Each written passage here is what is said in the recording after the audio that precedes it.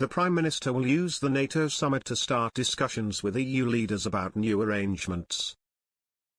Keir Starmer's plans to soften Brexit will take days not months as he takes advantage of two international summits to schmooze European leaders.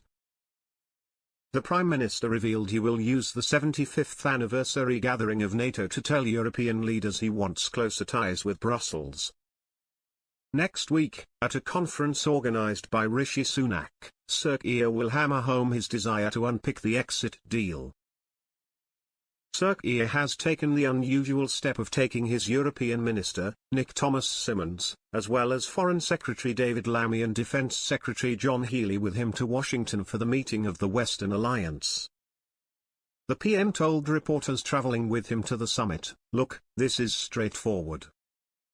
Because of the timing of the election, which was much discussed for other reasons, it has provided a really important window of opportunity for me and my team, because we've got the NATO summit within a week of the election, so we get the opportunity to strengthen our relations with various of the NATO leaders and others obviously that are there, including EU leaders." Now that is a follow-up, if you like, on some of the phone calls that I've already had with international leaders that I've been doing since the King invited me to form a government. Sir Keir said he will double down on the message that a meeting of the European political community next week at Blenheim Palace. And then of course we've got the EPC coming up at the tail end of next week, so that's why I wanted Nick and David and John and me. I want to make sure we take full advantage of this opportunity. These are meetings that would probably take months and months and months for us to fit in as a team, if we were not taking advantage of this summit for the purposes of those relations and the EPC. The central purpose is obviously all about NATO, but it is a very important opportunity to strengthen those relations. We built them in opposition with NATO allies, so I've spoken to a lot of NATO allies when I was leader of the opposition. I've taken the opportunity to speak to them on the phone very early on in this government, and I want Nick here, David here, and John here to double down on that, as you'd expect.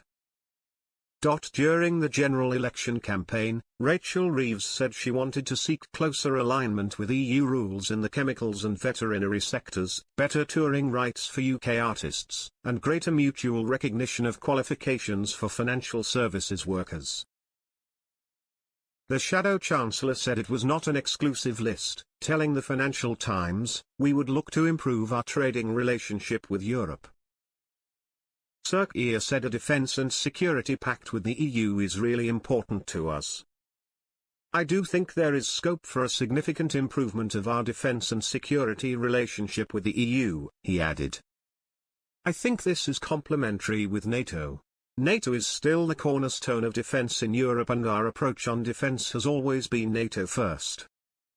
I do see scope for complementing that. That is why we are wanting to advance the Defence and Security Pact or agreement with the EU."